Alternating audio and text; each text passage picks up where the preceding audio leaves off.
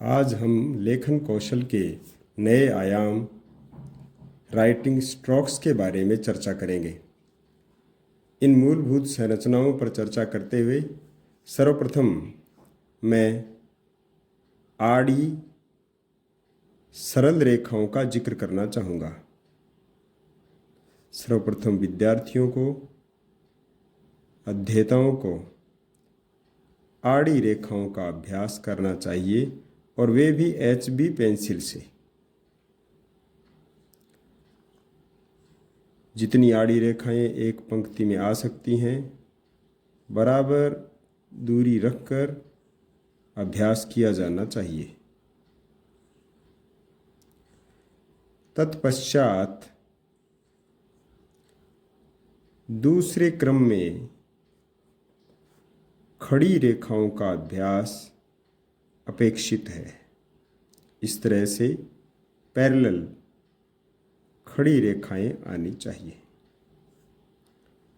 Gap देकर फिर इस तरह से खड़ी रेखाओं का अभ्यास अपने राइटिंग कौशल के विकास में किया जाना अपेक्षित रहता है।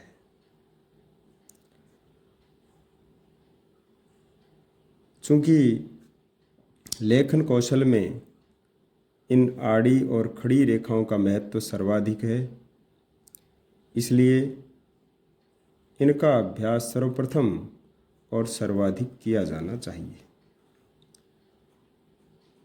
तीसरे क्रम में लेखन कौशल के सुधार के लिए बाईं ओर झुकी हुई, ऊपर से बाईं ओर झुकी हुई तथा दाईं ओर झुकती हुई इस तरह से रेखाएं, तिरछी रेखाएं खींची जानी चाहिए। इनका अभ्यास किया जाना चाहिए।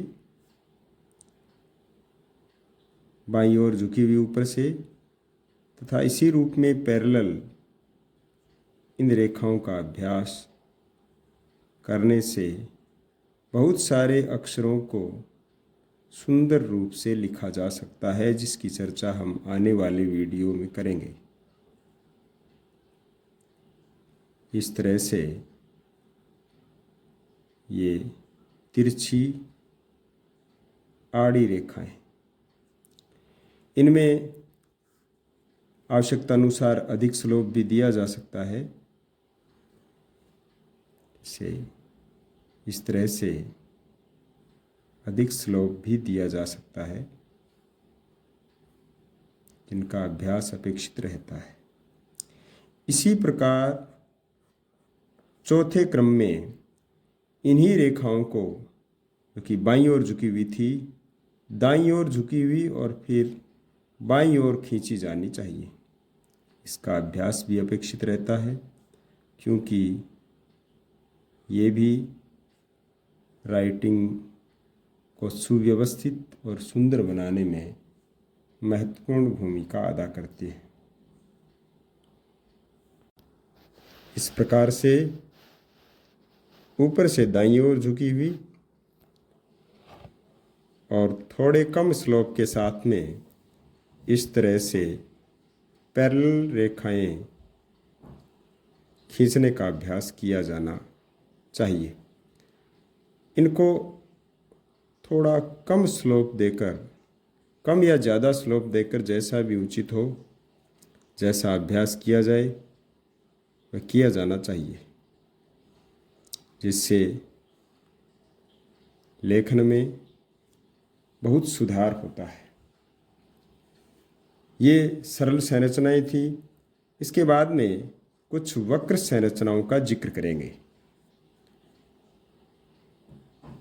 ऊपर से शुरू करके और इस तरह से यू आकार की ये सर्पीली संरचनाएं ऊपर की पंक्ति को स्पर्श करते हुए फिर नीचे की पंक्ति को स्पर्श करते हुए इस तरह से ये संरचनाएं बनाई जानी चाहिए, जिससे जितने गोलाकार वर्ण हैं, अक्षर हैं, उनको बनाया जा सके। इसी क्रम में इसी वक्र रेखा का उल्टा अर्थात नीचे से शुरू करके और ये वक्र रूप में बनाई जानी चाहिए। कहीं ज़्यादा वक्रता, कहीं कम वक्रता, जैसी अपेक्षित हो वैसा किया जाना चाहिए। इस तरह से करेंगे तो ज़रूरत के मुताबिक हम अक्षरों को वैसा रूप दे पाएंगे और एक ही जगह पर हम इनको मिक्स करके भी बना सकते हैं। जैसे यहाँ से शुरू किया ऐसे और फिर गोलाई में इस तरह से, और फिर यहीं से शुरू करके इस तरह से हम इस रूप में भी इनको बना सकते हैं, नीचे से शुरू करके। और इसी का एक रूप ये भी हो सकता है, इस तरह से बना के फिर हम इसका उल्टा ऐसे। इस रूप से अनेक प्रकार के आयाम, अनेक प्रकार के रूप जो कि लेखन कौशल में बड़े उपयोगी हैं, इनका उपयोग हम कर सकते हैं। इसी क्रम में मैं एक और महत्वपूर्ण संरचना का जिक्र करना चाहूँगा जो कि सबसे अधिक काम में आता है, और वह है ये इस तरह से वर्ताकार संरचना। जितना हम गोल बना सकते हैं, जितना वर्ताकार बना सकते हैं, उतना बनाने का अभ्यास किया जाना चाहिए और बच्चा खुद समझ जाएगा कि उसने कितना गोल इसे बनाया है, और ये सबसे अधिक काम आने वाला है। जितना हम इसको गोल बना पाएंगे उतना ही हमारा लेखन सुंदर होगा, ये गारंटी है। इसी प्रकार से हम इनके अर्ध रूप भी सीख लें तो बहुत अच्छा रहेगा। जैसे ये दाईं ओर खुला हुआ अर्धवृत्त से कुछ ज़्यादा बड़ा घेरा, और फिर इसी तरह से ये अर्धवृत्त जो कि बाईं ओर खुला है, इस तरह से। इसी प्रकार 11वां जो रूप है, यही अर्धवृत्त नीचे की ओर खुला हुआ। इस तरह से लाइनदार कॉपी में अभ्यास करेंगे तो हमें अपनी सीमाओं का ध्यान रहेगा, और HB पेंसिल से अभ्यास किया जाए तो बहुत अच्छा रहेगा। इसी प्रकार ऊपर की ओर ये जो घेरा है ऊपर की ओर से खुला हो। आरंभ में अभिभावकों को भी इस ओर ध्यान देना चाहिए।